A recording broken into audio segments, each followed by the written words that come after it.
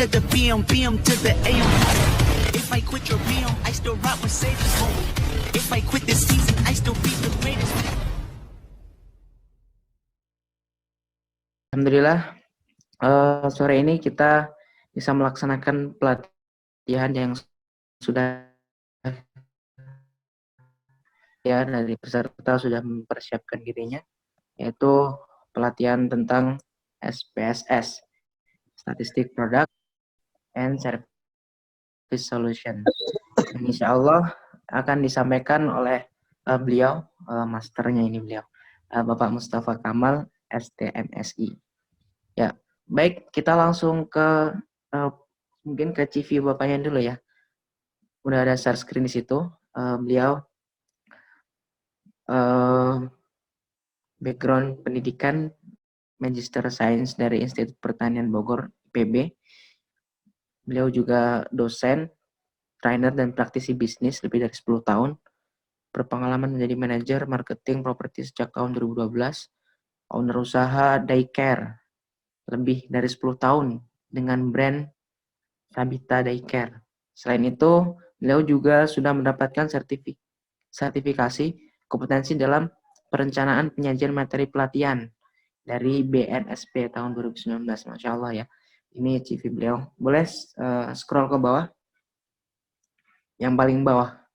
Yang paling bawah. Mungkin nanti CV-nya bisa dilihat ya nanti. Jadi untuk ke bawah lagi.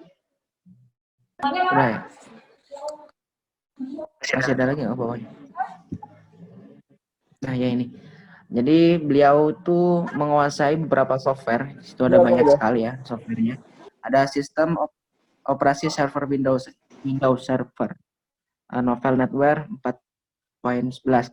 Kemudian ada sistem operasi PC atau klien Windows dan variannya. Aplikasi programmer Visual Basic 6 dan masih banyak. Dan salah satunya itu ada SPSS yang akan kita pelajari pada sore hari ini.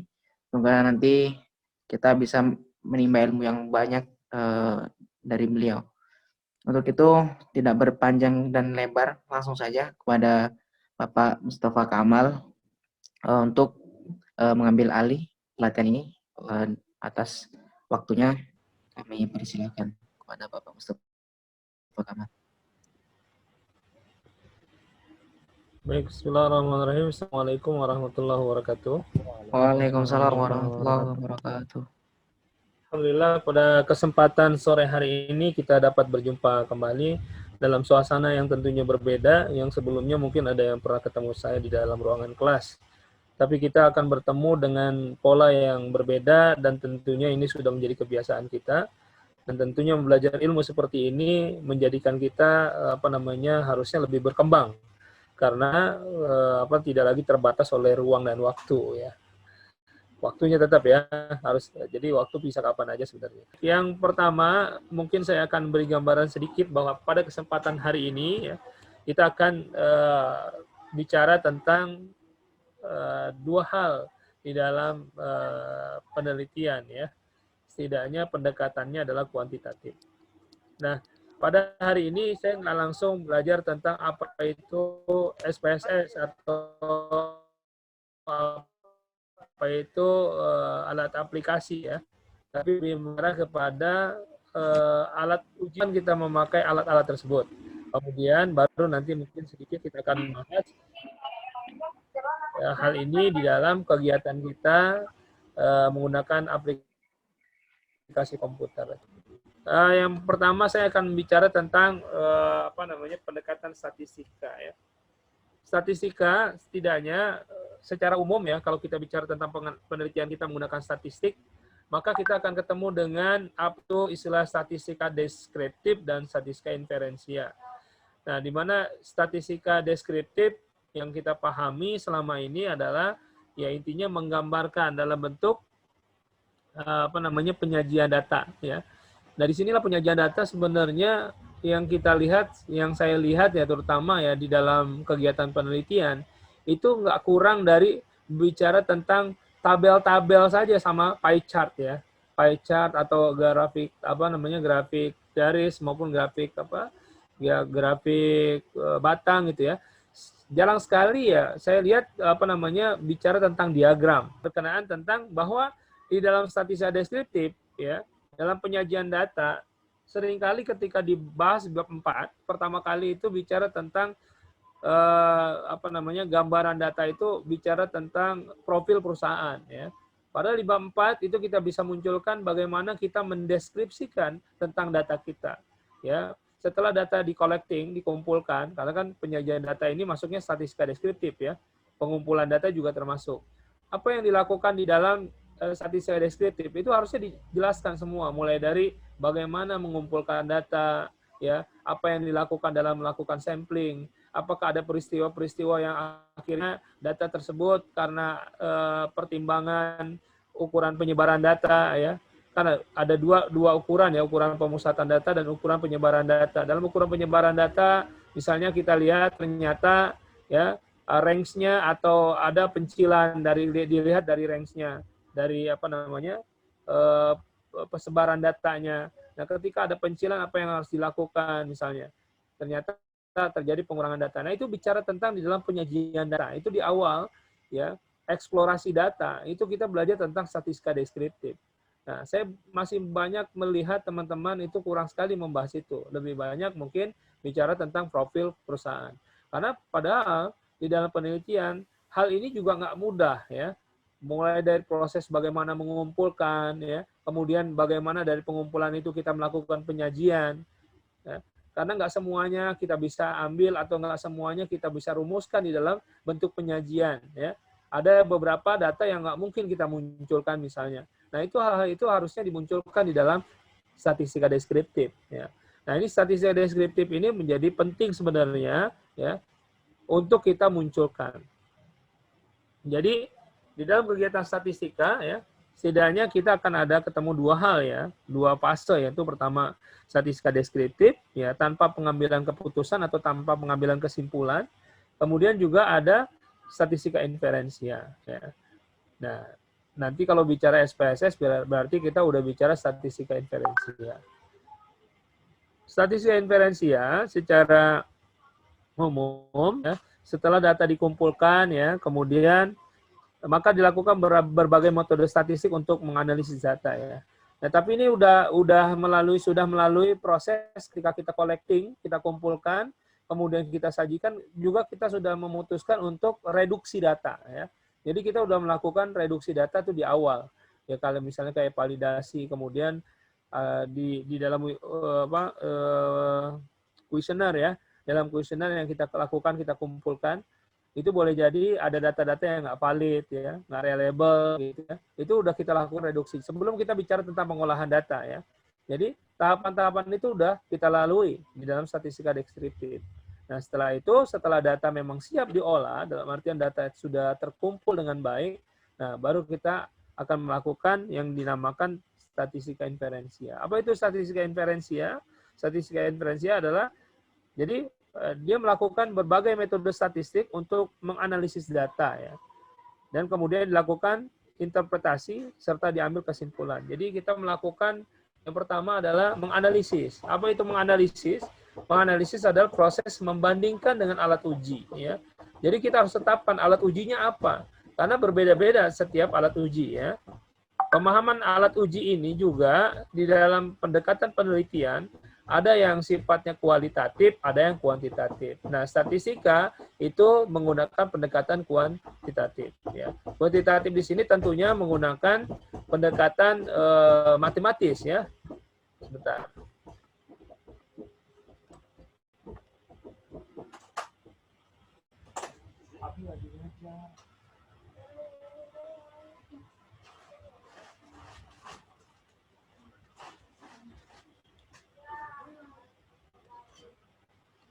Ya. Pendekatan statistika inferensia, setelah data dikumpulkan, maka dilakukan berbagai metode statistik yang kita sebut juga pendekatan analisis atau saya istilahkan adalah membandingkan dengan alat uji ya. Jadi proses menganalisis atau proses membandingkan dengan alat uji ya, ini adalah suatu proses yang harus dilakukan di dalam statistika inferensia. Jadi kita nggak bisa menyatakan menarik kesimpulan tanpa melalui proses alat uji tadi, membandingkan sesuatu dengan alat uji. Jadi kita nggak bisa membandingkan sesuatu itu tanpa alat. Nah, di statistika itulah yang ditentukan dengan menggunakan alat. Nah, alatnya itu banyak, ada uji T, uji Z, uji F, kemudian juga ada pendekatan regresi ya, korelasi dan seterusnya.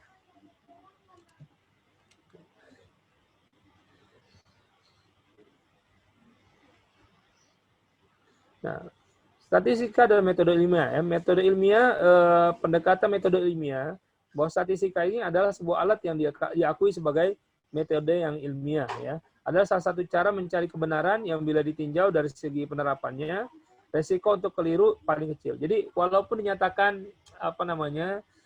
statistika ini belum bisa dinyatakan 100% benar, gitu, atau bahkan juga menyatakan beberapa pendekatan statistika sering menipu dan sebagainya gitu ya. Tapi alat ini, statistika ini adalah alat yang diakui ya bahwa ini bisa digunakan untuk melakukan prediction, melakukan peramalan ya, peramalan dengan data. Jadi kecenderungannya kelirunya kecil. Walaupun kalau kita mendata secara pendekatan psikologi atau sosial atau kedokteran ya, kedokteran mungkin kayak misalnya perkembangan penyakit ya, itu begitu cepat sekali gitu kan. Nah, begitu juga perkembangan sosial ya, begitu cepat sekali atau banyak faktor sehingga ketika kita melakukan prediction itu bisa jadi tidak selalu tepat gitu. Walaupun tidak salah tepat gitu, tapi alat analisis statistik ini masih kita gunakan. Seperti yang dilakukan di dalam pendekatan saham ya. Saham juga sama menggunakan alat statistik, misalnya time series, moving average ya. Mungkin kalau yang pernah ikut pasar modal ya, pernah dengar istilah MA100, MA200, itu ada pendekatan time series yang dilakukan oleh statistik. Nah, pendekatan-pendekatan ini ya walaupun kita dalam prakteknya kita temui ada perbedaan-perbedaan ya dalam menentukan sesuatu, tapi alat ini atau statistika ini sampai sekarang ini termasuk yang bisa digunakan ya. Bahkan terakhir juga di pendekatan kesehatan ya, statistika sekarang udah mendekati bagaimana statistika digunakan untuk kesehatan ya, karena untuk negara-negara yang berkembang, negara yang sudah maju, itu mereka juga melihat statistika bukan hanya untuk bertahan hidup, bukan untuk makan ya.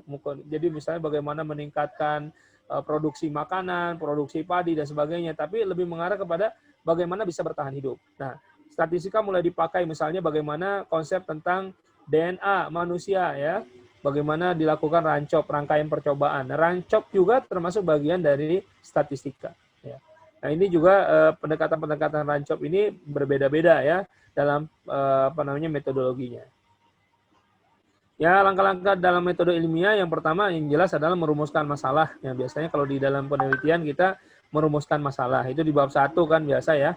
Kita urgensinya, pentingnya penelitian ini, maka kita perlu rumuskan masalahnya apa ya. Kemudian melakukan studi literatur, biasanya kalau di penelitian itu di bab 2 kita adalah melakukan literasi ya. Apa saja yang sudah dilakukan penelitian, apa saja pendekatan-pendekatan yang dilakukan oleh peneliti-peneliti sebelumnya, apa saja data-data yang sedang berkembang gitu ya, apa saja kebijakan-kebijakan yang sedang berkembang. Nah, ini juga bisa membantu kita untuk melakukan langkah-langkah metode ilmiah. Yang ketiga adalah membuat dugaan. Ini yang penting di dalam statistika ya, di dalam kita pendekatan kuantitatif atau pendekatan penelitian. Oh ya maaf, ini ngomongnya kecepatan apa enggak? Agak cepet sih, Pak.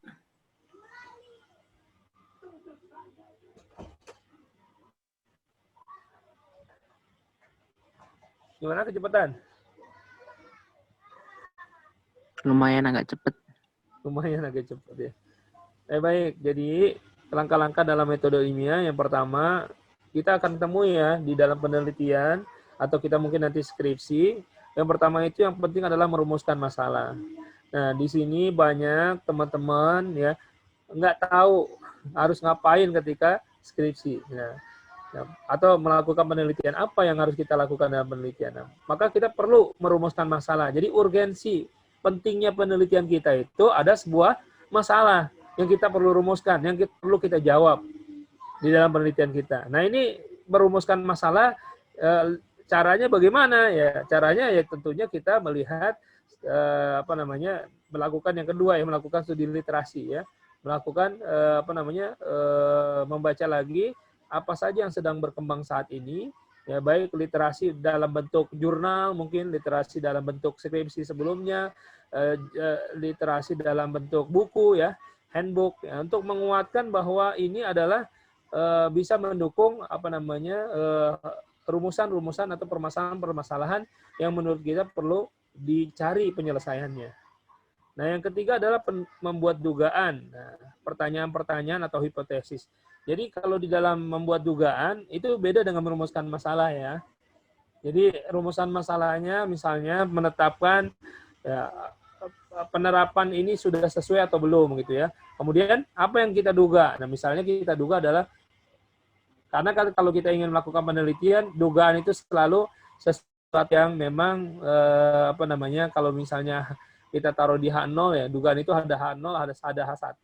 H0 itu sesuatu yang pasti ingin kita bantah ya. Jadi perhatikan tentang hipotesis. Jadi H0 itu jangan sesuatu yang kita ingin terima ya. Tapi memang H0 itu ada sesuatu yang ingin kita bantah.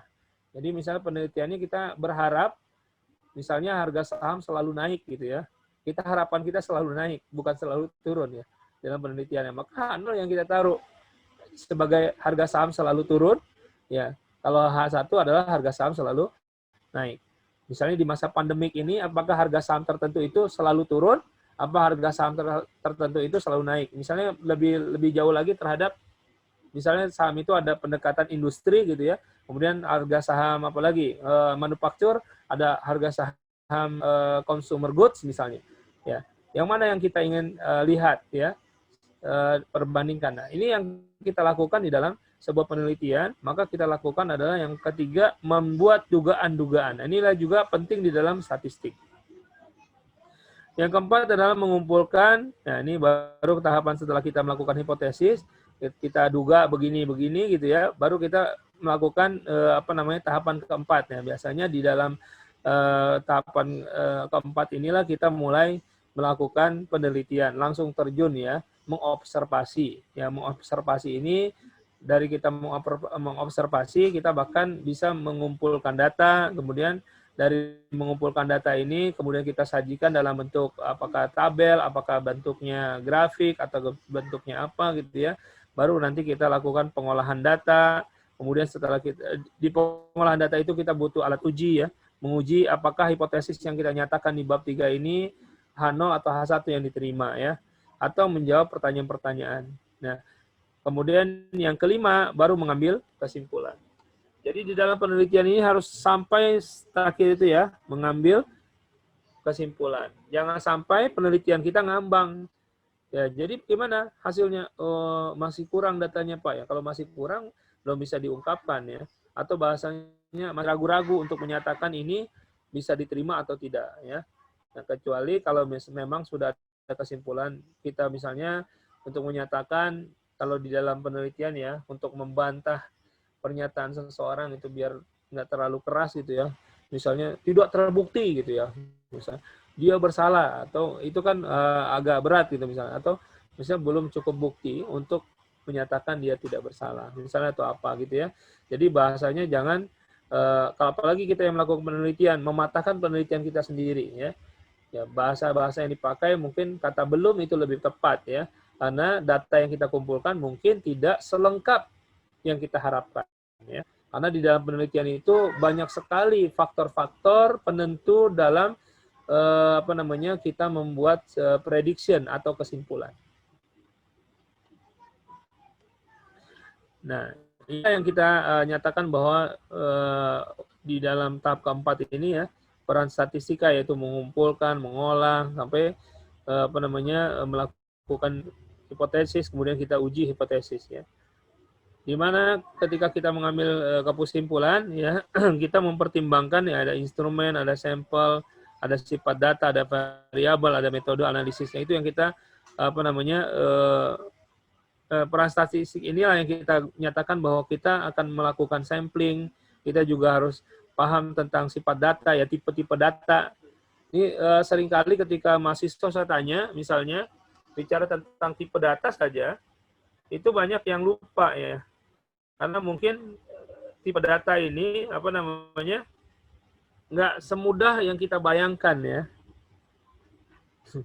Maksudnya saya bayangkan gitu, ya.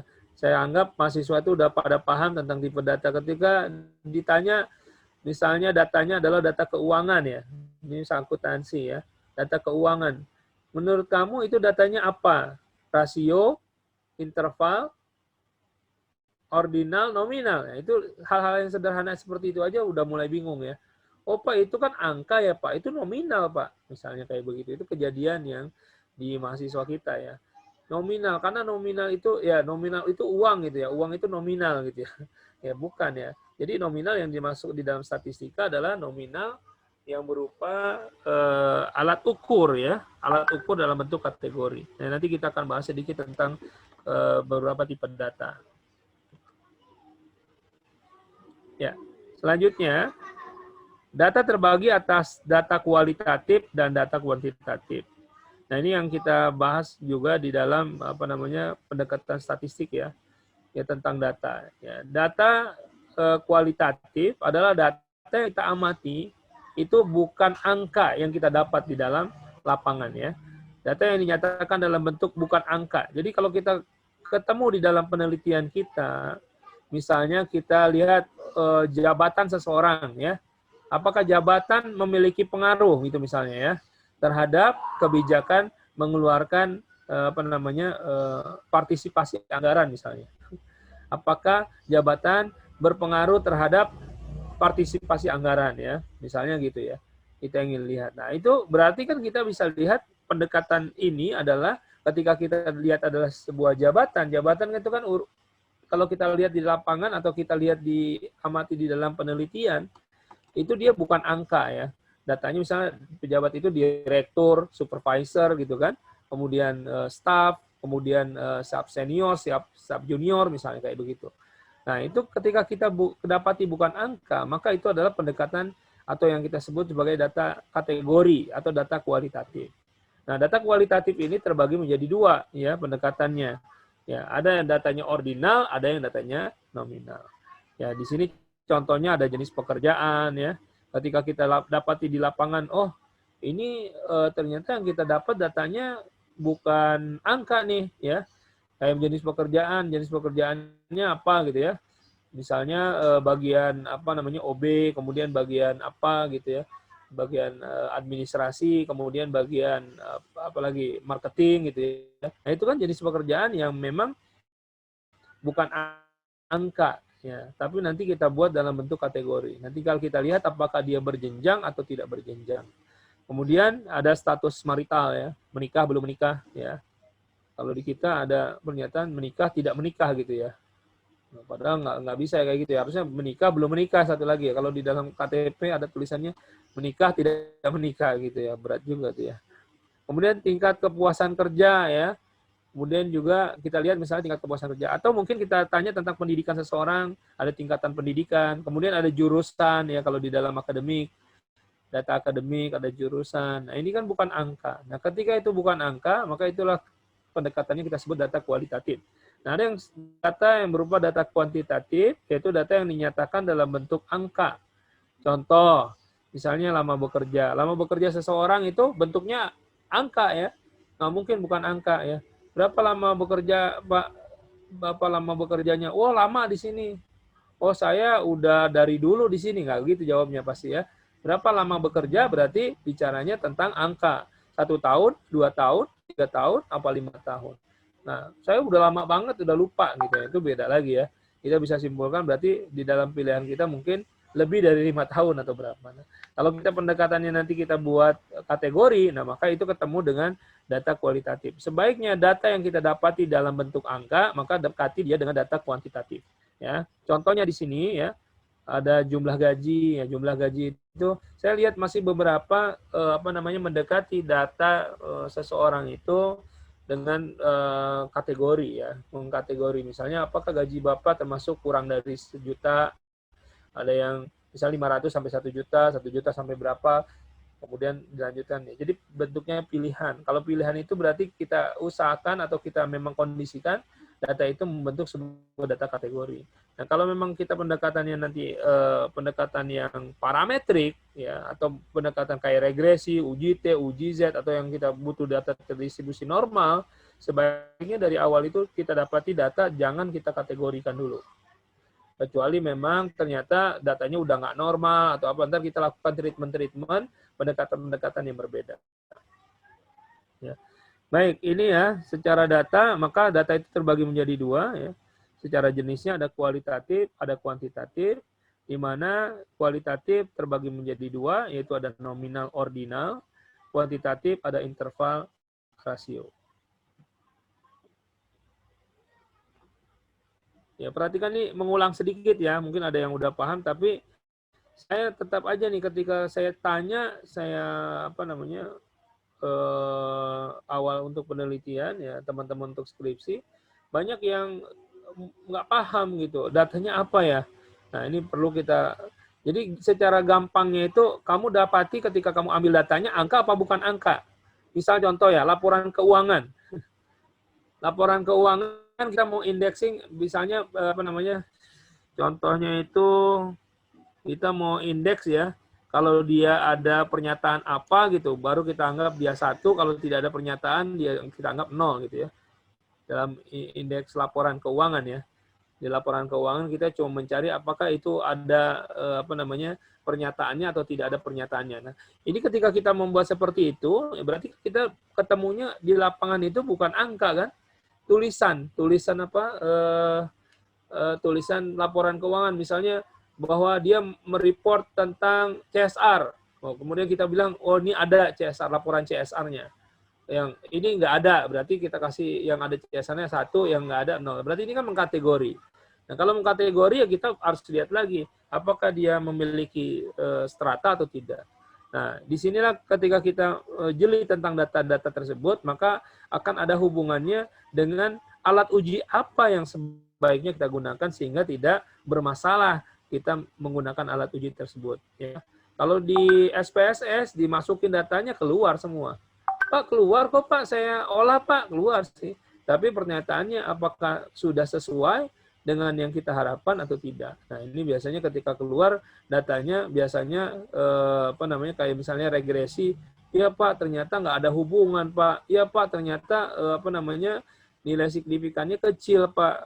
Ya. Tidak bisa diterima, ditolak, dan sebagainya. Ya. Nah, maka kita perlu lihat data yang digunakan. Yang pertama, data nominal. Data nominal adalah data yang berskala nominal, adalah data yang diperoleh dengan cara kategorisasi atau klasifikasi. Baik, data nominal. Data nominal ini contohnya ya jenis kelamin, jenis pekerjaan, ya. Jadi cirinya posisi data setara ya. Jadi dia datanya kita dapati bukan angka, kemudian datanya setara. Tidak bisa dilakukan operasi matematik ya. Misalnya suku ya, ada Sumatera, ada Jawa, atau misalnya kita lihat yang setara. Lulusan ada setara nggak ya? Misal lulusan SEBI, lulusan UI itu setara nggak ya? Ya, misalnya gitu ya. Nama kampus, jadi kalau kampusnya ini berarti gajinya beda, enggak ya? Mudah-mudahan masih setara. Ya.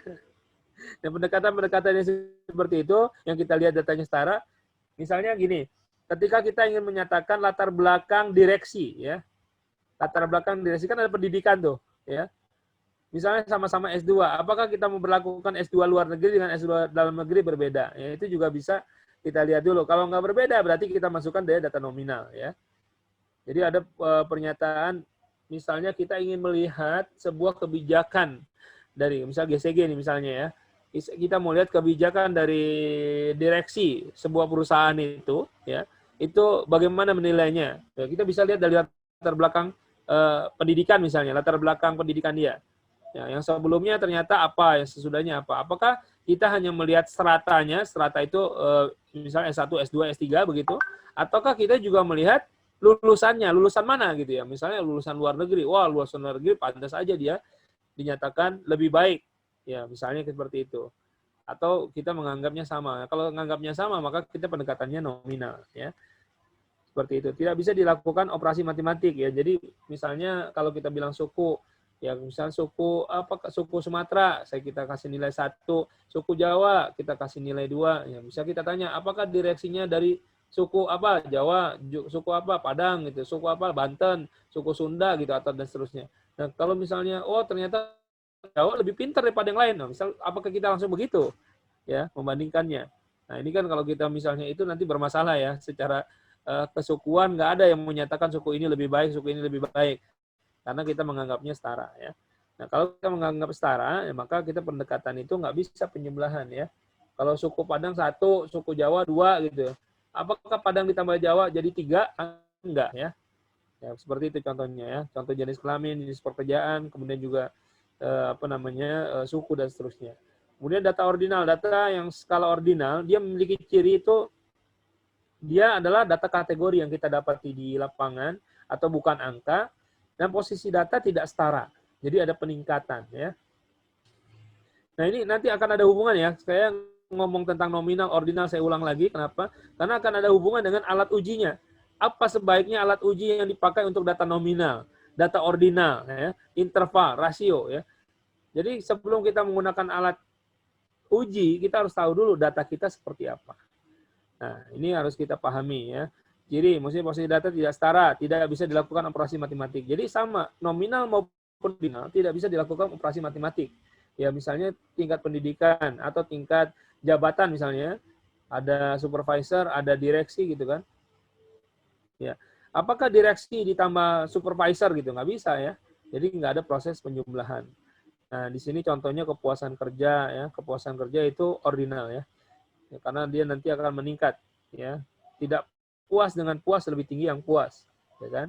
Motivasi juga sama, motivasi lemah, motivasi tinggi ya, ini kalau di dalam bekerja ini juga penentuannya data ordinal. Nah, ini nanti akan ada nih penelitian-penelitian yang akhirnya kayak psikologis ya, padahal Anda jurusan akuntansi ya, tapi penelitiannya psikologis. Misalnya bagaimana motivasi seorang lulusan akuntansi untuk menjadi untuk menjadi seorang akuntan ya. Jadi yang dilihat adalah motivasinya.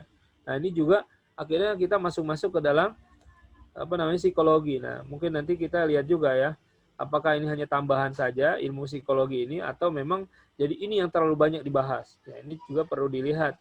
Anda sebagai jurusan misalnya akuntansi atau Anda jurusannya apa gitu ya, perbankan atau mungkin bisnis, ya itu lebih banyak dibahas adalah tentang unsur itunya ketimbang bicara tentang psikologinya ya.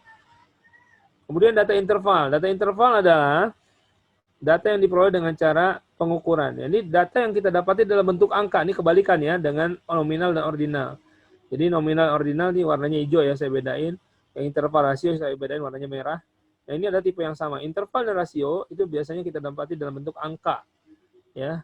Tapi bedanya interval itu melalui alat ukur. Tapi ada ketentuan lain ya. Alat ukur misalnya berat badan. Berat badan juga pakai alat ukur ya. Tapi berat badan itu dia bisa dilakukan penjumlahan ya. Tambahan penjumlahan operasi itu ya. Sedangkan data interval biasanya nggak bisa ya. Contoh data interval itu misalnya temperatur ya, suhu. Nah, yang saya pernah ceritakan, apakah suhu 50 derajat ditambah suhu 50 derajat itu menjadi 100 derajat, misalnya ada air ya.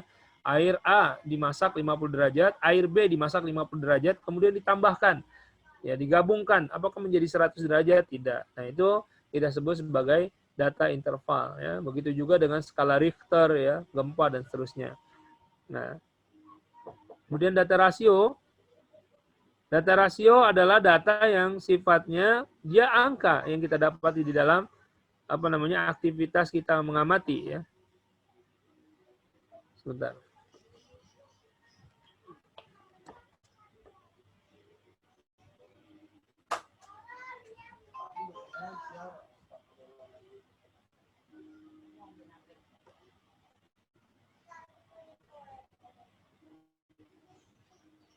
Maaf ya, sambil ada yang ganggu nih.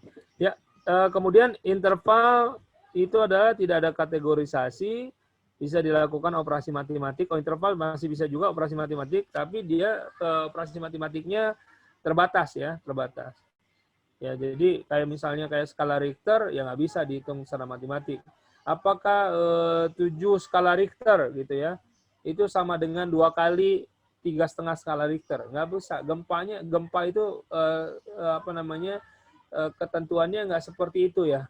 Untuk dapat 7 skala Richter adalah 3,5 ditambah 3,5 gempanya gitu. Nah, jadi kecepatan dahsyatnya dia bahkan melebihi dari dahsyat yang lainnya. Jadi nggak ada ukuran yang seperti itu. Jadi yang bisa menentukan adalah alat ukurnya ya. Kemudian data rasio ini adalah data yang diperoleh dengan cara pengukuran juga, di mana dengan cara bukan kasih catatannya, data rasio adalah diperoleh dengan cara pencacahan ya, menghitung 0, 1, 2, 3, di mana nilai 0 di dalam data rasio itu biasanya tidak memiliki arti, sedangkan di dalam data interval memiliki arti. Ya, nanti ketika kita penelitian perlulah kita diskusi dengan dosen kita ya. Kira-kira ini datanya apa Pak? Ini karena hubungannya nanti dengan apa yang kita gunakan di dalam alat uji. Ya, ini yang selanjutnya adalah penyajian data. Penyajian data di sini ada pertama ditanya ya, ketika kita ingin melakukan apa namanya pendekatan. Yang pertama, apakah data kita nominal ordinal? Apakah data kita interval rasio? Nah, di sini ya ketentuannya. Oh, kalau misalnya interval rasio, maka kita bisa lakukan distribusi frekuensi karena dia dalam bentuk angka ya. Misalnya 2-nya berapa kali ya. Maka ini tabelnya ya, tabelnya biasanya ya. Untuk interval dan rasio kita bisa menggunakan tabel histogram, grafik histogram dan grafik baris ya. Grafik garis dan histogram ya. Jadi histogram itu batang ya. Jadi kalau bicara tentang pertumbuhan itu kan kita pakainya histogram ya atau garis ya. Sedangkan nominal ordinal biasanya kita menggunakan pie chart ya atau bar chart ya. Pie chart ini biasanya kita gunakan untuk klasifikasi ya. Makanya jangan sampai ketika kita ngejelasin tentang penyajian data pertumbuhan, kita pakainya datanya tabelnya grafiknya itu pakai pie chart. Jangan ya. Misalnya 2011 itu mahasiswanya 200, 2012 400, 2013 600. Nah, ketika kita menjelaskan itu menggunakan pie chart misalnya. Ini nggak benar ya, menggunakan pie chart. Pie chart itu untuk klasifikasi. Misalnya, kita bicara tentang jurusan A itu berapa banyak, jurusan B berapa banyak, jurusan C berapa banyak. Nah, itu kita bisa pakai pie chart. Nah, tapi kalau kita bicara tentang pertumbuhan, nah itu kita lihat lagi ini dalam bentuknya seperti apa. Nah, pertumbuhan berarti kita pakainya histogram atau mungkin garis ya, grafik garis. Baik, kita lanjut ke penyajian data. Ini juga biasanya kita menggunakan tabel ya. Penyajian data itu tabel itu sering banget dipakai ya. Kemudian grafik ya. Tapi saya sarankan kalau bisa nanti ke depan ada diagram ya. Banyak ya, ada leaf diagram daun namanya, kemudian ada diagram box plot, ada diagram yang lainnya yang kita bisa gunakan sebagai variasi lah di dalam tampilan. Jangan selamanya bentuknya tabel terus ya. Kadang kan tabel juga kadang-kadang ngelihatnya juga nggak pas gitu. Kalau grafik mungkin atau diagram itu bisa langsung kelihatan dengan cepat atau membaca orang tuh lebih cepat ketimbang menggunakan tabel. Nah, membuat tabel ini pendekatannya ya.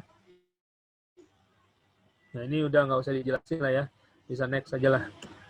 Membuat grafik, ya ini ada grafik pendekatannya, grafik bar, batang, garis, pie chart, kemudian grafik interaktif ya, interaksi. Nah, ini nanti saya mulai dari 2000 berapa tuh ya, sering mendengar istilah moderasi ya, regresi moderasi. Nanti kita coba nanti bahas juga tentang regresi moderasi.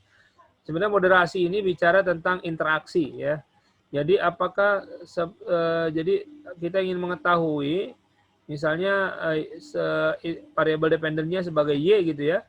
Kita ingin ukur dengan X1, X2. Nah, selama ini kita ngukurnya itu terpisah. X1 tidak boleh ada hubungan dengan X2. Nah, bagaimana kalau X1 dan X2 itu memiliki hubungan? Ya, ini walaupun kita nggak boleh ya di dalam regresi X1, X2 memiliki hubungan karena dia pasti cenderungannya multi-call ya, multi-call linear ya. Begitu. Tapi sekarang mulai ada statistik ada dua, statistika deskriptif. Ya, ini cuma menggambarkan saja. Ada statistika inferensia. Kalau kamu masuk ke skripsi, kalau Anda masuk ke skripsi atau penelitian, itu ada analisis namanya. Jadi kalau analisis itu nggak bisa cuma pakai deskripsi doang, deskriptif doang. Kalau di statistika ya, dia harus sampai ke statistika inferensia. Ya, kalau Anda cuma pakai statistika deskriptif, terus analisisnya kualitatif, ya silakan saja. Ya, tapi statistikanya hanya dipakai deskriptifnya aja misalnya, karena dia butuh eksplorasi data. Ya, deskripsi itu atau statistika deskriptif itu digunakan biasanya untuk mengeksplor data, ya, mengeksplorasi data. Ya. Adapun untuk menganalisis data, dia harus menggunakan inferensia. Ya. Nah, pendekatan inferensia setidaknya kita mengenal nanti ada statistik parametrik dan statistik non parametrik. Ya.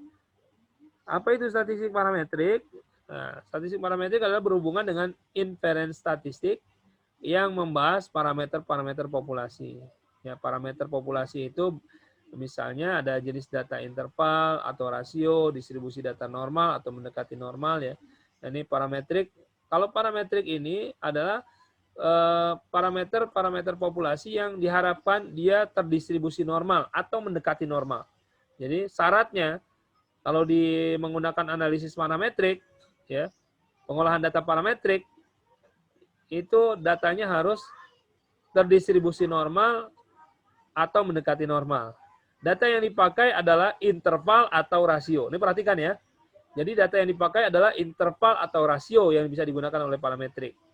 Nah, statistik non parametrik adalah inferensi atau statistik inferensia yang digunakan ya adalah datanya berupa ordinal maupun nominal. Di mana di sini bebas distribusi ya. Jadi dia nggak mesti normal. Jadi kalau misalnya ketika kita, Pak, datanya nggak normal, Pak, coba lakukan ini. Biasanya saya bilang begitu. Misalnya, coba buang pencilannya. Oh, pencilan udah dibuang, Pak. Coba lakukan logaritma, learn ya, logaritma natural. Udah juga, nggak bisa juga, Pak. Coba lakukan. Jadi banyak hal ya, bisa kita lakukan. Tambah lagi datanya kalau nggak bisa juga ya, sampai bisa normal. Ternyata nggak normal juga, ya nggak usah dipaksain. Ya, nggak usah dipaksain. Berarti mau nggak mau kita memang harus dekati dengan non-parametrik. Ya. Karena non-parametrik itu memungkinkan datanya sedikit dan juga memungkinkan dia datanya tidak normal. Jadi datanya udah nggak normal, nggak bisa diapa-apain juga, nggak bisa ditambah, nggak bisa dilakukan treatment. Yang mau nggak mau kita harus melakukan pendekatan non-parametrik. Nah, data non-parametrik adalah datanya biasanya berupa ordinal atau nominal, atau dari awal kita sudah mengkategori. Makanya kalau misalnya nanti kita mau menggunakan pendekatan parametrik, maka sebaiknya datanya itu jangan dibuat kategori.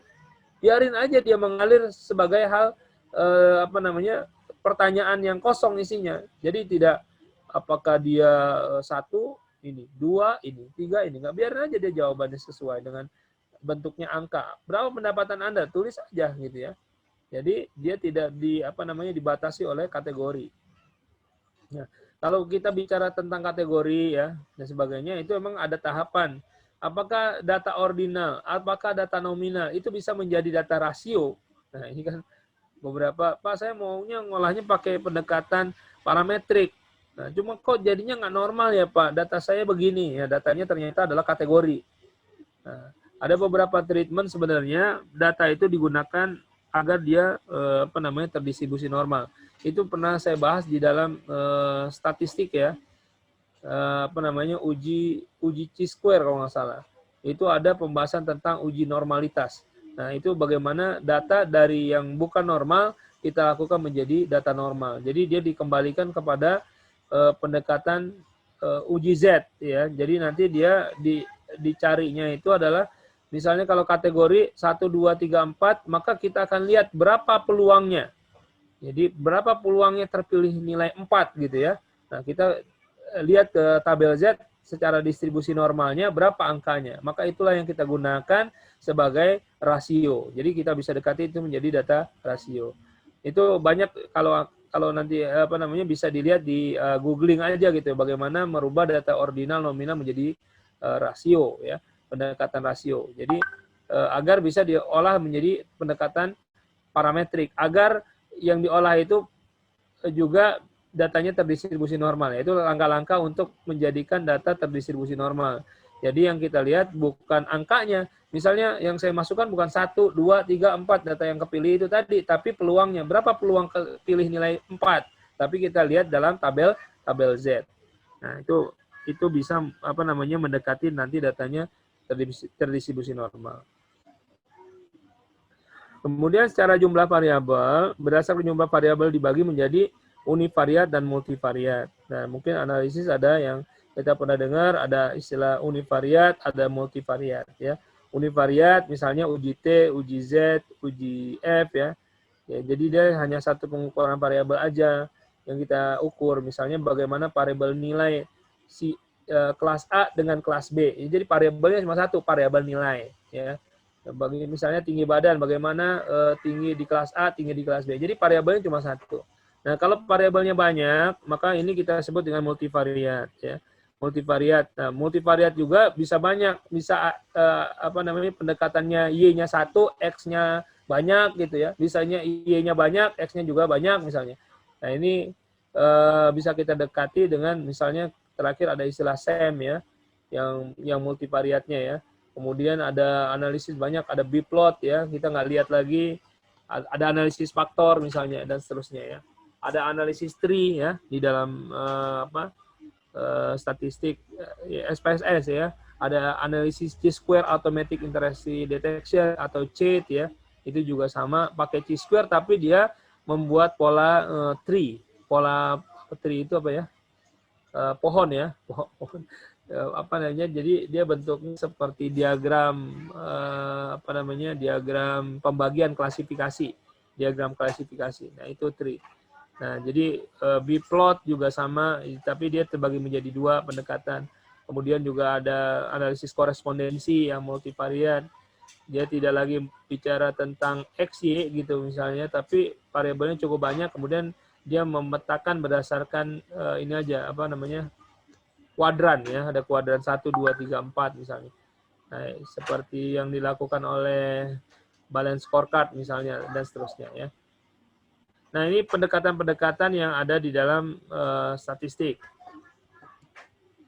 Ya, di dalam pengolahan data ya.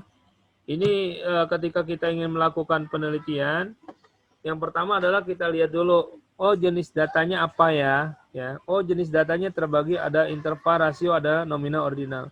Oh data saya nominal, ordinal. Oh kalau nominal, ordinal sebaiknya diselesaikan dengan statistika non parametrik. Misalnya, oh saya datanya interval rasio. Oh interval rasio sebaiknya ya saya selesaikan dengan statistik parametrik. Begitu ya. Walaupun bisa, Pak saya nominal Pak datanya, tapi saya olah nih Pak normal Pak ternyata ya. Itu beda ya. Berarti bisa ya. Tapi pada umumnya nominal atau ordinal kecenderungannya itu dia tidak normal. Maka lebih baik statistika non parametrik. Mungkin kalau datanya cukup banyak ya, ngebantu ya, cukup banyak, dia bisa saja dia datanya normal. Kalau datanya banyak, tapi kalau datanya sedikit, ini biasanya cenderungnya tidak normal. Maka dianjurkan untuk non parametrik. Kemudian jumlah variabel ya, jumlah variabel oh 2 atau 1. Kalau 1 ya udahlah pakai uji T, uji F gitu ya. Karena yang saya mau lihat cuma nilai aja. Atau saya mau lihat dari sisi satu variabel aja, variabelnya apa gitu ya. Seperti uji beda ya. Uji beda kan itu apakah misalnya saham reksadana campuran gitu misalnya. Reksadana campuran dari sisi mana nih? Saham infrastruktur, saham industri dengan saham infrastruktur ya misalnya.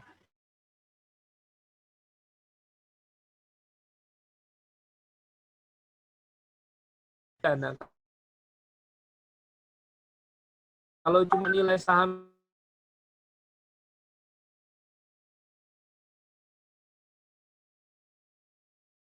baik ke statistika non parametrik, ya begitu ya. Kemudian sampelnya acak, kita tanya lagi, apakah varians kelompoknya sama? Ya, varians kelompoknya sama ini fungsinya kalau varians terlalu tinggi, itu akan jadi multicollinear ya.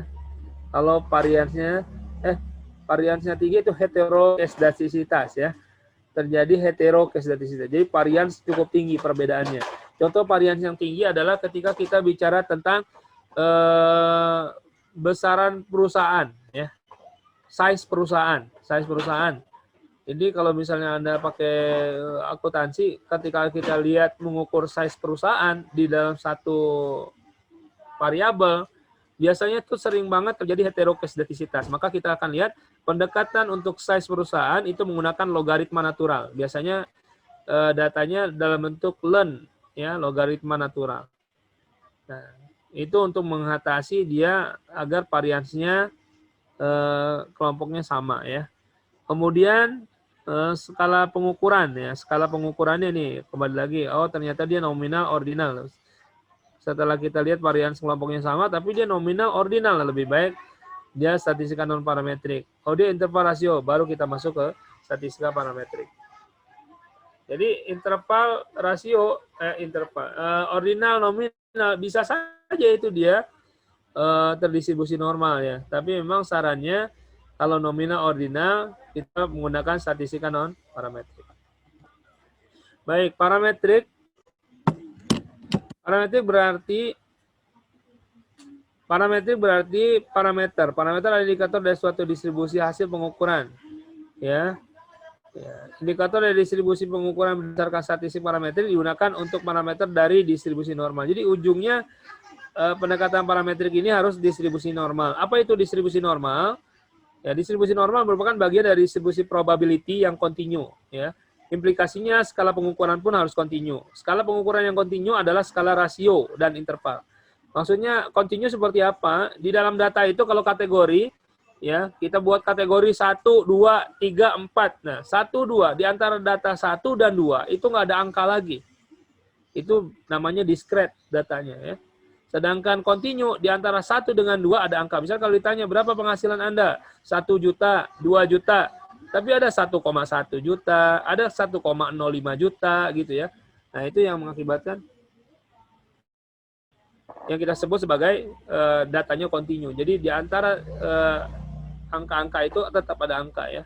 Di tengah-tengahnya ada angka dan seterusnya. Jadi datanya itu kecenderungannya kalau data normal itu dia bukan dari data kategori. Karena kalau data kategori di antara 1 dengan 2 udah nggak ada angka ya. Karena kalau kita mengelompokkan jika warna hijau adalah 1, biru adalah 2, maka tidak ada antara 1 dan 2 gitu ya, nggak ada angka. Tapi kalau misalnya bicara pendapatan masih mungkin di antara 1 juta dengan 2 juta atau di antara data 1 dengan 2 itu masih memungkinkan angka. Jadi ada istilah setengah dan sebagainya itu memungkinkan. Nah, itu yang kita sebut continue ya. Asumsi parametrik itu data terdistribusi normal, pengambilan data atau samplingnya secara acak, tidak terdapat heteroskedastisitas atau maksudnya variansnya sama ya. Kemudian datanya kuantitatif, interval atau rasio. Sambil minum ya.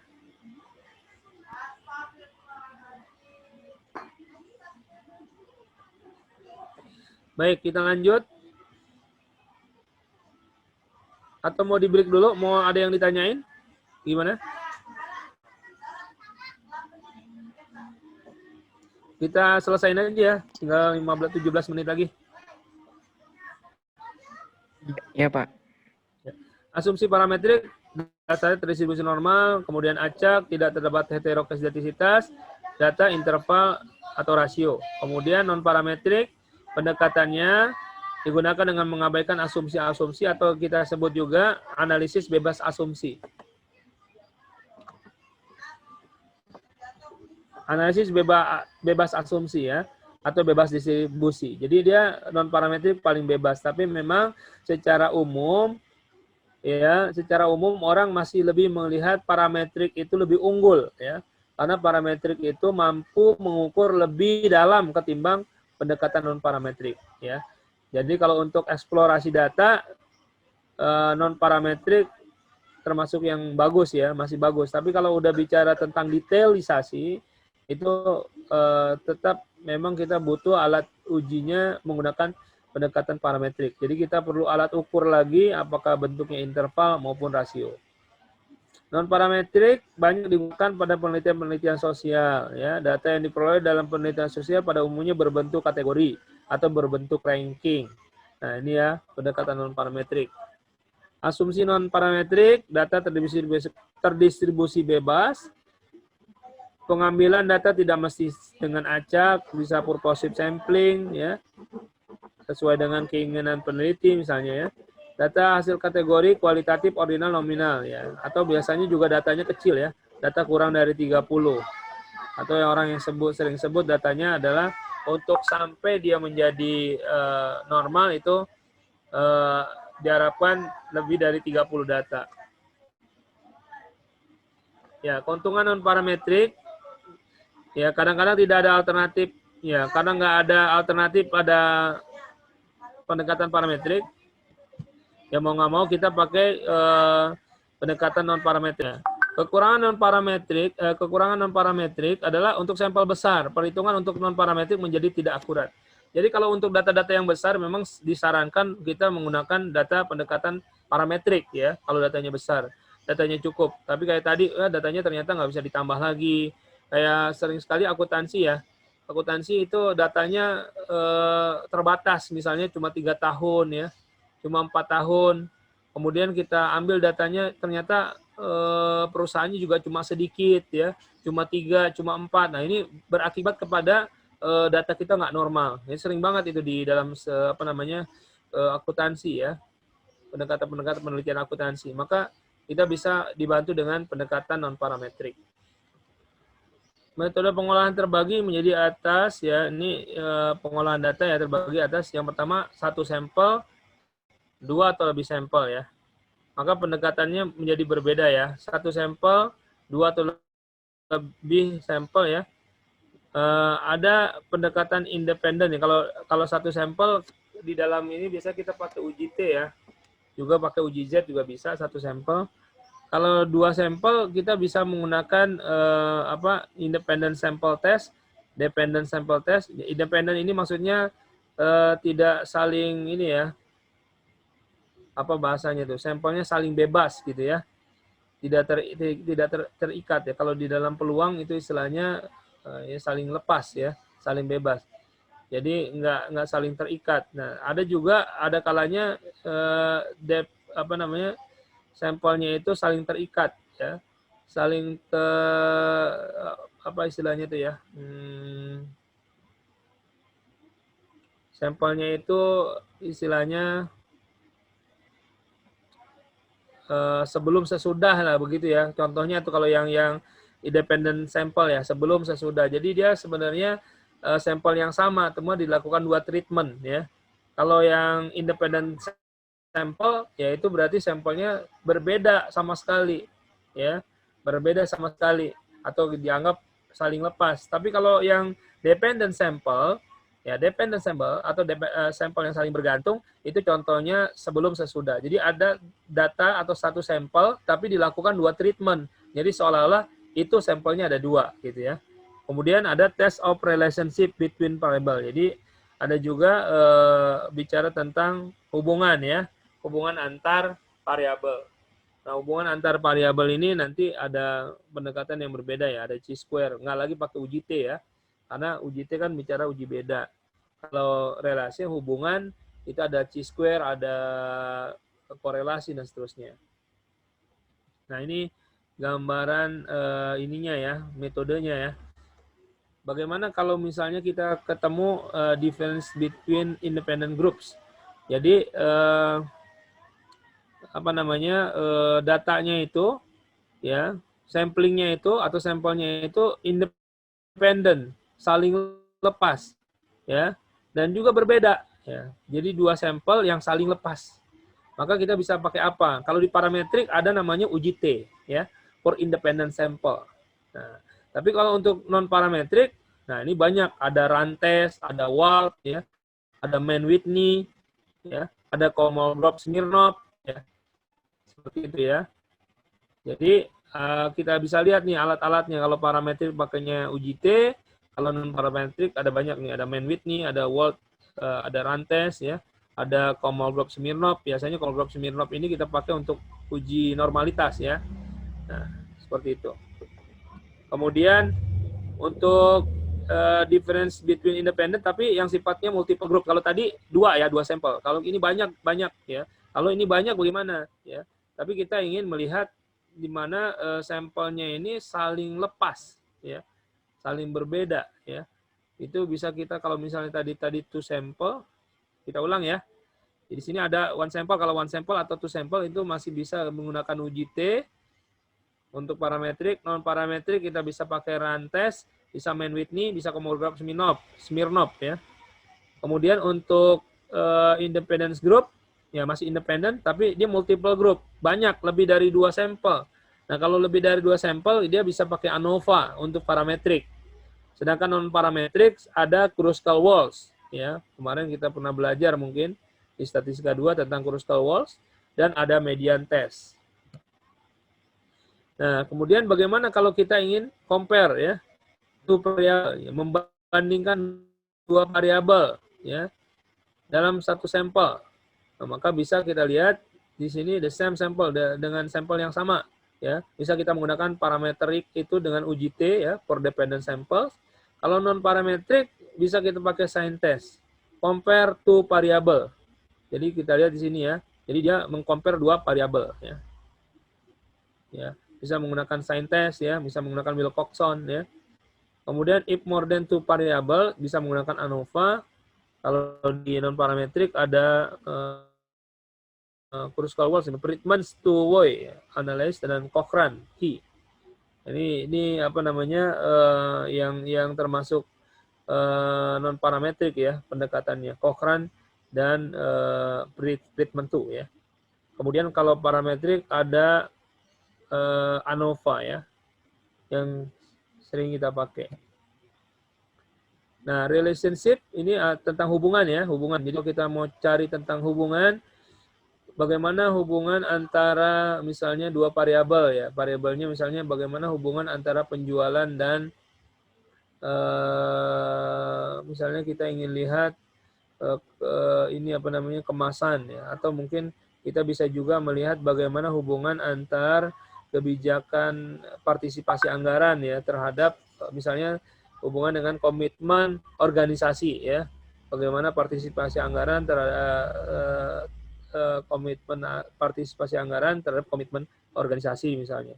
Atau mungkin tadi, ya, latar belakang direksi terhadap kebijakan, bagaimana adakah pengaruh, ya, atau ada nggak, bukan pengaruh, ya, ini bicara relasi. Adakah hubungan antara latar belakang pendidikan seorang direksi dengan kebijakannya misalnya, ya. Kebijakan misalnya kebijakannya apa, kenaikan gaji, ya, itu ada nggak misalnya kayak gitu, ya, atau kebijakan apa yang ingin dilihat. Nah, maka parametrik itu hanya punya satu, yaitu korelasi koefisien atau yang bisa sebut juga korelasi persen, ya. Sedangkan non parametrik ini banyak, ya, ada Spearman, ada Kendall-Tau, ada koefisien gamma, ada chi-square, ya, ada Fisher-Exact test. Ya, Fisher-Exact test ini kalau misalnya datanya lebih kecil dari 20, tidak dianjurkan menggunakan chi-square, ya. Kalau kecil dari 20, chi-square itu terbatas. Ya, kalau bisa chi-square itu di atas 20. Kalau kurang dari itu, maka biasanya pakai iterasi Fisher. Ya. Kemudian juga ini Kendall-Tau, ya, itu juga digunakan untuk relationship hubungannya. Dan jadi beda, ya, bedakan, ya, kalau misalnya cuma satu variabel, kemudian kita ingin tahu satu variabel itu ada satu sampel, ada satu variabel itu kalau satu sampel caranya bagaimana? Misalnya ada ingin tahu bagaimana kelas A gitu dinyatakan baik, maka kita harus definisikan nilai baik itu berapa. Kemudian kita bandingkan dengan kelas A. Apakah kelas A itu jadi variabelnya cuma satu, yaitu variabel nilai. Kemudian kita ingin tahu apakah kelas A ini termasuk baik. Nah, padahal kan sampelnya cuma satu ya, itu kelas A. Tapi kita harus tetapkan dulu nilainya. Apakah berapa yang baik itu. Jadi kita bisa menyatakan bahwa kelas A itu baik atau tidak. Atau kita ingin menggunakan satu variabel tapi dari 2 sampel. Ini bisa menggunakan UJT juga yang tadi ya.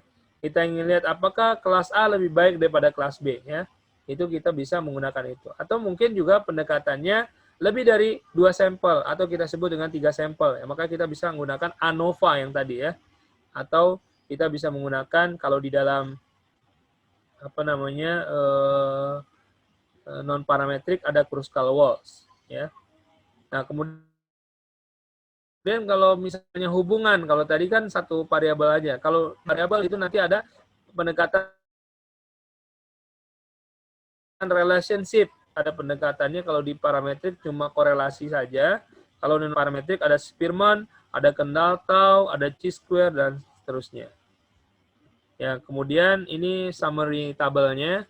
Kalau kita ingin melihat secara umum penggunaan alat analisis. Ya, kita belum bicara tentang bagaimana pengaruh ya. Kalau pengaruh kita bisa menggunakan regresi ya. Nah, nanti kita akan pelajari setidaknya untuk statistik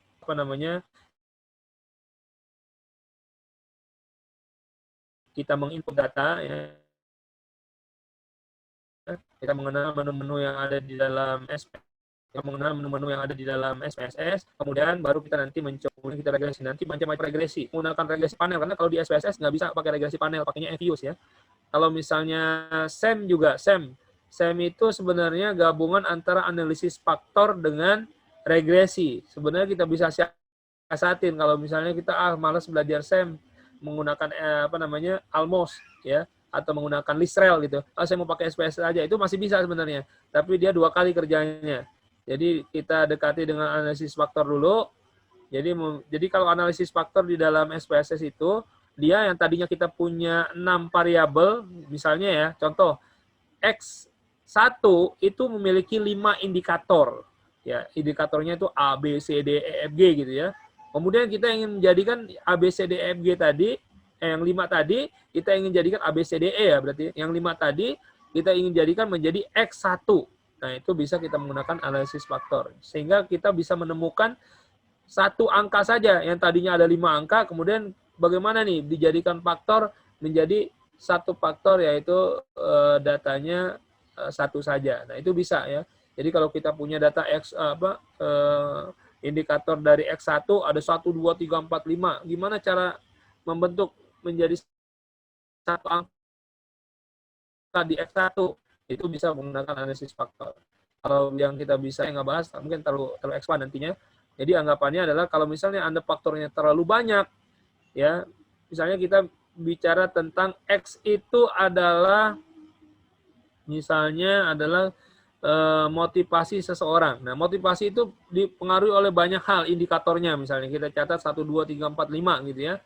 Nah, gimana biar jadi sebuah angka, yaitu motivasi ya. Nah, itu bisa kita menggunakan analisis faktor. Tapi saya nggak bahas di dalam alat-alat statistik kali ini ya. Tapi nanti kalau mungkin ya kita akan bahas sedikit-sedikit tentang pendekatan analisis faktor. Itu juga sama, pendekatannya adalah parametrik ya. Jadi data yang sifatnya parametrik tentunya pendekatannya datanya interval dan rasio. Maka ke dalam penelitian ya, kalau bisa diusahakan penelitian itu jangan dikategori dulu ya, agar kita bisa melihat secara langsung data itu seperti apa. Tapi kalau memang kesulitan dalam membuat pertanyaan ya, karena ketika ditanya biasanya orang males Pak, kalau ditanya langsung ya, berapa pendapatan Anda? Waduh, susah jawabnya ya. Tapi kalau dikasih kategori, apakah Anda pendapatannya sekian sampai sekian? Nah, itu biasanya orang pada jawab. Tapi kalau disuruh tulis berapa pendapatannya, oh itu nggak pada jawab. Kalau dikasih kategori jawab. Nah, ini juga mungkin kendala yang perlu kita perhatikan di dalam penelitian. Ya mungkin itu ya sebagai pengantar sampai jam 5. Dan saya mohon maaf kalau misalnya dalam penjelasannya terlalu cepat, karena juga waktunya terbatas ya. Kita mau cukup banyak yang dibahas, dan alhamdulillah bisa selesai. Silakan, mungkin saya kembalikan kepada MC untuk sesi tanya jawab. Ya, alhamdulillah. Terima kasih kepada Bapak Mustafa Kamal yang telah menyampaikan materi. Baik, untuk yang pertama, buat sesi tanya jawab, saya buka 3 pertanyaan. Silakan yang mau bertanya boleh raise hand atau bisa ditulis di kolom komentar. Silakan. Bismillahirrahmanirrahim. Assalamualaikum warahmatullahi wabarakatuh. Waalaikumsalam warahmatullahi wabarakatuh. Saya Farida dari kelas AS 17A. Saya mau nanya sama Pak Mustafa Kamal. Kan saya punya penelitian. Nah, penelitian saya itu menggunakan 2 metode. Nah, masing-masing metode itu menggunakan rasio. Nah, tujuan penelitian saya itu kan ada perbandingan antara 2 metode itu kan. Perbandingan metode mana yang paling bagus untuk mengukur kesulitan keuangan gitu kalau di penelitian. Nah, kira-kira kalau saya pakai UJT itu bisa nggak untuk melakukan perbedaan 2 metode tersebut? Terus yang kedua, misalnya dari judul skripsinya itu analisis kesulitan keuangan dengan pendekatan metode 1 dan metode 2 menggunakan korelasi. Itu berarti betul apa enggak? Kira-kira apa semua itu yang namanya pendekatan itu harus pakai korelasi gitu. Udah cukup. Ya, terima kasih atas pertanyaannya. Karena pertanyaan lumayan panjang, mungkin langsung dijawab oleh Pak Mustafa Kamal. Bagaimana Bapak? Baik, tadi saya kesimpulannya adalah pertanyaannya berkenaan, tadi ya pertanyaannya awalnya adalah, saya ada 2 metode gitu ya. Metode mana yang lebih baik, kan begitu ya? Iya Pak, Bapak. Ya. Nah, bicara tentang metode yang mana yang lebih baik, ya kan? Ini kan kalau hanya pendekatan di dalam UJT itu bicaranya tentang rata-rata. Ada 2 pendekatan rata-rata dan proporsi. Ya. Nanti kan masing-masing mengeluarkan angka, ya. Menurut apa ininya angkanya? Dia harus bentuknya dalam bentuk keluaran ya. Jadi dengan metode ini keluarannya bagaimana, dengan metode ini keluarannya bagaimana. Kemudian dibandingkan. Iya. Dibandingkan ya. Dibandingkan misalnya dia melihat perusahaan A begini, perusahaan B begini, perusahaan C begini. Itu banyak perusahaan nggak yang dilihat nanti? Ada 5 sih Pak. Ya kan, jadi nanti bisa dilihat secara ranking ya. Bisa meranking, kalau misalnya kita ingin lihat lebih baik kan bisa menggunakan ranking, misalnya kayak Wilcoxon dan sebagainya. Terus pertanyaannya tadi, Pak bisa nggak kita bicara tentang korelasi? Nah ini ada 2 hal yang berbeda. Kalau korelasi itu pertanyaannya apakah variabelnya itu lebih dari 1? Misalnya ada variabel tadi kan metode A, metode B. Dia ngeluarin 1 variabel. Variabel pertama adalah variabel nilai gitu, nilai dari metode A. Kemudian variabel B ngeluarin nilai dari variabel B gitu kan, dari metode B. Sedangkan nilai ini itu ada 1 variabel sama-sama nilai. Bagaimana kita mau bilang relation atau korelasi? Ya. Nah, nggak bisa bicara tentang apakah ada korelasi antara pendekatan metode A dengan metode B. Yang kalau misalnya keluarannya itu bukan, kalau misalnya variabelnya itu adalah sama-sama nilai. Nilai itu maksudnya dia dianggap adalah 1 variabel, yaitu variabel nilai saja. Tapi kalau dia merupakan variabel yang beda, misalnya ya, tapi dia mengeluarkan nilai juga, misalnya apakah tinggi badan ya dengan berat badan itu kan sama-sama mengeluarkan nilai ya. Tapi metode ini menghitung hal yang berbeda gitu, yang satu tinggi, yang satu berat. Nah, kalau misalnya tadi tentang metode A dan metode B, pertanyaannya apakah dia menghitung sesuatu yang berbeda? Kalau dia menghitung sesuatu yang sama, misalnya dia menghitung adalah laba, keuntungan ya. Sama-sama menghitung keuntungan. Bagaimana kita bicara tentang hubungan antara metode A dengan metode B? Padahal yang hasilkan sama-sama laba ya, sama-sama keuntungan. Nah, makanya di sini dilihat dulu apa yang dihasilkan. Kalau dihasilkannya berbeda, membentuk sebuah variabel berbeda ya, variabel baru yang saya bilang tadi contohnya adalah tinggi badan dengan berat badan. Ya, tinggi badan kita ngukurnya pakai meteran. Keluar angka nggak? Keluar. Berat badan kita timbang kan gitu, nggak pakai meteran. Ya, dimunculkan. Muncul nggak angkanya? Muncul ya, sama-sama muncul angka. Tapi ini adalah dua metode menghitung data yang berbeda. Yang satu menghitung data tinggi, yang satu menghitung data berat. Pertanyaannya, apakah ada hubungan tinggi badan dengan berat badan? Itu bisa. Kita menggunakan korelasi. Sampai di sini analoginya nyambung nggak ya? Iya, berarti kalau misalnya saya menggunakan perbandingan kedua metode tersebut, saya bisa menggunakan pakai uji T nggak, Pak? Ya bisa. Ya, tinggal datanya kan kita ranking aja kan. Kalau menurut kalau uji T kalau datanya cuma 5 terlalu kecil ya. Datanya juga lebih baik sih kalau menurut saya lebih baik pakai non parametrik. Wilcoxon misalnya yang tadi saya cerita. Nggak mesti pakai uji T. Tapi kalau mau pakai uji T kan datanya syaratnya terdistribusi normal. Cuma ya nanti jadi kerjaan apakah datanya terdistribusi normal atau kalau mau dipaksakan coba aja dulu. Lihat ya.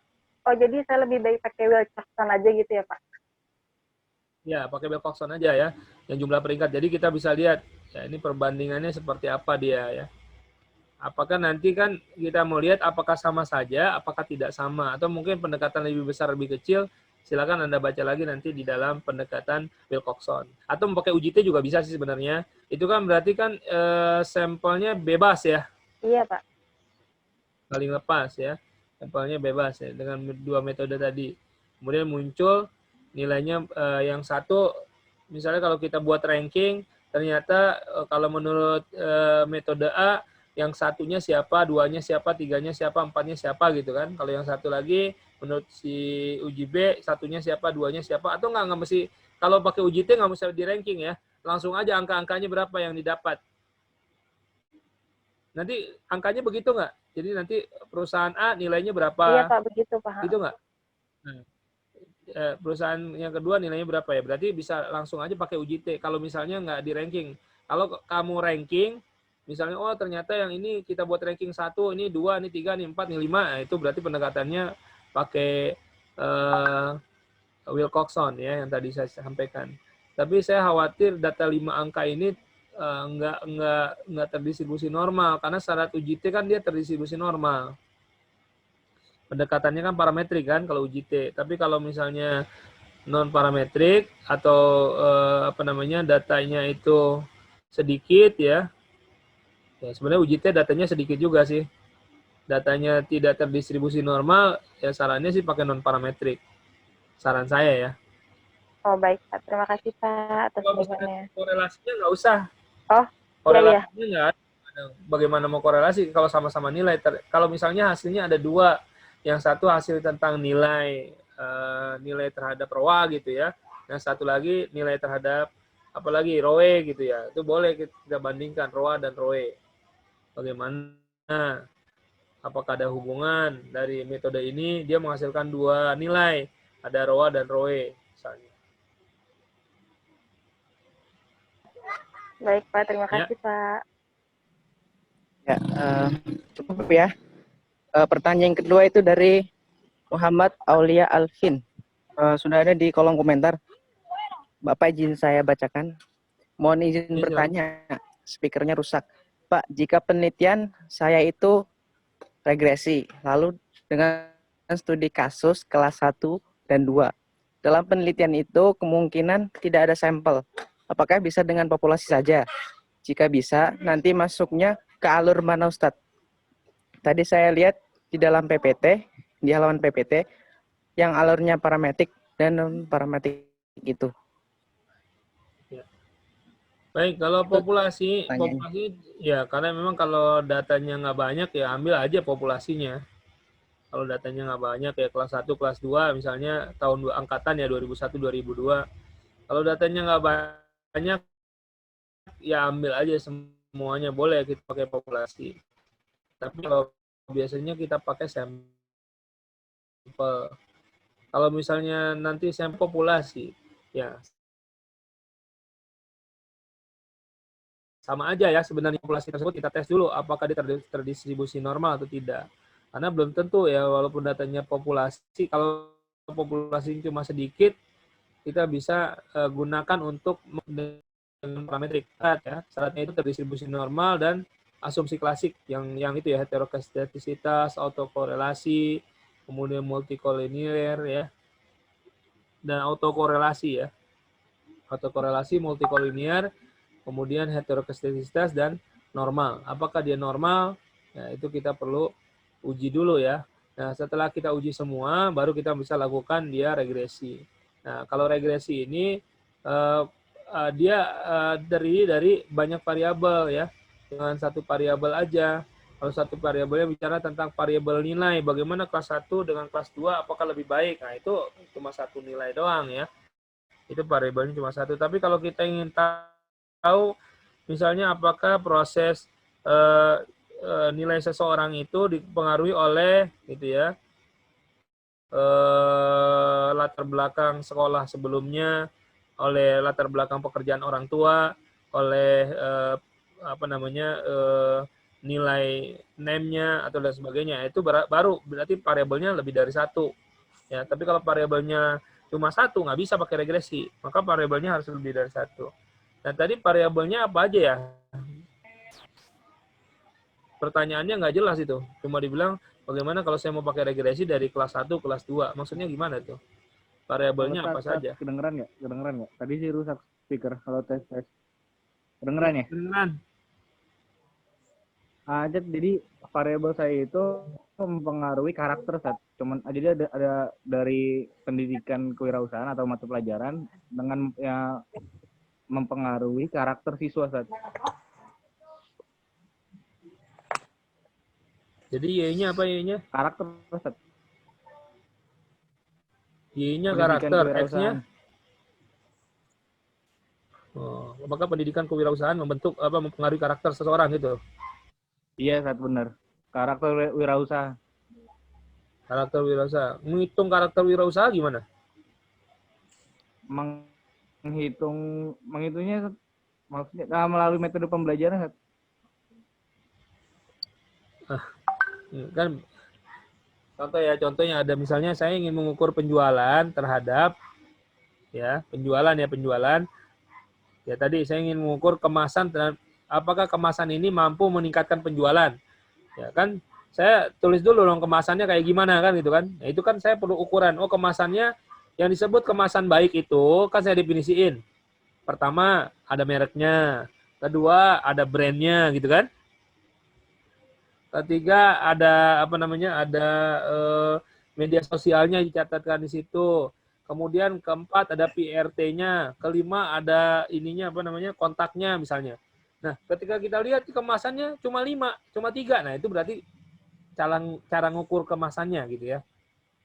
Kemudian penjualannya kita tanya ke bagian penjualan, berapa terjual? 10, 30, 40. Nah, kemasan kita tanya, berapa kemasannya nilainya? 3, 4. Nah, kalau kamu gimana ngukur karakter kewirausahaan? Kalau saya melihat mengukur karakternya itu dengan melihat dari keluaran sekolah tersebut ada yang masuk ada yang menjadi wirausahawan atau tidak. Oh, berarti nanti nilainya apa? 1 dan 0 iya, gitu. Jadi X-nya itu 1 dan 0 gitu ya? Iya. Halo? Ya, jadi kalau di data kamu gimana nanti? Kan ingin mengukur apa tadi? Yang diukur apa? Iya, karakter. Karakter ya. Yang diukur berarti Y-nya karakter Y-nya. Iya. Dan Y-nya 01 berarti gitu. Iya. Nah, terus X-nya apa? Itu dia pendidikan kewirausahaan atau mata pelajaran dari kewirausahaan di sekolah tersebut. Nah, itu ininya apa? Angkanya nanti 01 juga? Iya. Nah, ini perlu ada alat indikator ya, alat ukur ya. Jadi ketika kita ingin pakai, ini kan ini kecenderungannya kayak kategori aja ya. Apakah Anda mengambil kelas wirausaha, atau mungkin kita buat yang disebut nilainya 5 itu apa, 3 itu apa. Jadi kita perlu perlu buat indikatornya. Jadi semuanya itu kan nantinya bentuknya ujungnya ke angka. Bagaimana nih mengukur pendidikan kewirausahaan ya. Ini kita ukur. Harus kalau bisa kita punya alat ukurnya. Nah, gimana buat alat ukur? Alat ukur itu berarti kita buat indikator. Apakah terpenuhi orang ini 1, 2, 3, 4, 5? sampai 10 misalnya indikatornya, atau sampai 40 misalnya indikatornya. Oh ternyata orang ini di pendidikan kewirausahaan 1 sampai 40 itu nilainya cuma berapa, atau 1 sampai 100 nilainya cuma berapa. Kamu tulis dari nilainya itu, kemudian baru ke karakter kewirausahaan ya. Karakter kewirausahaan juga bikin indikatornya. Sebaiknya kayak begitu. Oke, Sat. Baik, Sat. 1 sampai 100 misalnya. Nah, nanti kamu dia orangnya bagaimana karakternya? 60. Ya ini pendidikannya berapa? 40. Nah, kok 40 dapat 60 kan gitu. Nah, nanti baru bisa kita ukur tuh yang kamu buat, mungkin pakai regresi, bisa juga pakai korelasi. Pertama sih tahapannya korelasi dulu ya. Korelasi dulu. Kita lihat dulu secara korelasi. Apakah ada hubungan? Kalau nggak ada hubungan, jangan dilanjutkan ke regresi. Hubungan aja nggak ada, bagaimana dia berpengaruh? Ya. Yang berpengaruh itu ada jika ada hubungan ya. Kalau nggak ada hubungan, nggak bisa mempengaruhi. Baik, Sat. Ya. Jadi langkahnya cek dulu. Jadi langkahnya yang tadi ya, kamu bikin dulu indikatornya ya. Yang tadi karakter itu indikatornya apa aja, kalau bisa 1 sampai 100 misalnya. Karakter orang ini masuk yang keberapa nilainya. Nah, indikatornya kamu tuliskan. Kayak misalnya tadi saya bilang tentang kemasan. Kemasan dinyatakan baik jika saya bikin 7 kategori. Ada PRT-nya, ada mereknya tertulis di dalam kemasannya. Kemudian ada apanya, warnanya harus bagaimana, eye catching atau apa, dia eye catching atau enggak, berarti nggak masuk kan gitu. Jangan 1 aja indikatornya, kalau bisa lebih dari 1. Sehingga layak kita gunakan sebagai alat uji nantinya. Variabel yang bisa kita ukur gitu maksudnya. Baik, Sat. Ya, terima kasih, Sat. Ya, jadi saya mungkin statement closing aja dulu ya. Jadi pahami tentang data itu, kita harus pahami betul tipe datanya apa. Apakah yang kita dapati kayak tadi ya karakter yang kita lihat ternyata di lapangan misal keras, karakternya semangat, karakternya apa gitu ya. Itu ternyata adalah bentuknya bukan angka ya. Sebaiknya jangan pakai regresi sebaiknya. Ya, misalnya pendekatan chi-square aja misalnya, berapa terpilih orang yang semangat, berapa terpilih yang karakternya biasa aja, berapa terpilih karakternya. Nah, itu bisa kita pakai pendekatan chi-square. Tapi memang nggak bisa mengukur sampai regresi. Tapi kalau misalnya kamu bisa buat alat ukur ya sampai membentuk sebuah angka ya. Jadi kan alat ukur itu, perhatikan ya. Tadi kan kita bilang yang kita bisa gunakan untuk regresi adalah data yang parametrik. Parametrik adalah data yang interval atau rasio. Nah, interval itu adalah yang didapat dengan menggunakan alat ukur. Nah, alat ukur inilah yang kita bisa kayak psikologi. Psikologi itu alat ukurnya namanya psikometrik. Ya, biologi ada alat ukurnya biometrik. Nah, kalau kamu ingin buat misalnya wirausaha, apa alat ukurnya? Ya, karakter wirausaha itu. Bisa kamu buat alatnya. Oh, menghitung karakter seseorang. Nah, ini kamu cari teorinya, kamu cari mungkin di psikologi atau apa, ada nggak alatnya untuk mengukur tadi ya, kewirausahaan, semangat kewirausahaan seseorang ya, menggunakan psikometrik. Nah, kalau itu ada, itu bisa dianggap interval karena kamu menggunakan alat ukur gitu.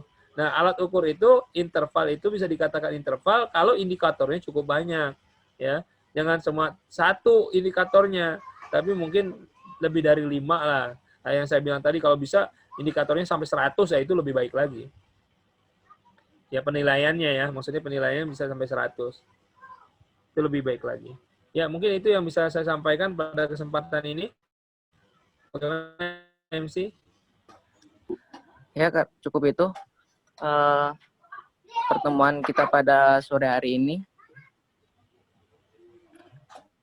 Semoga semuanya peserta bisa memahami dan bisa dipraktekkan. Untuk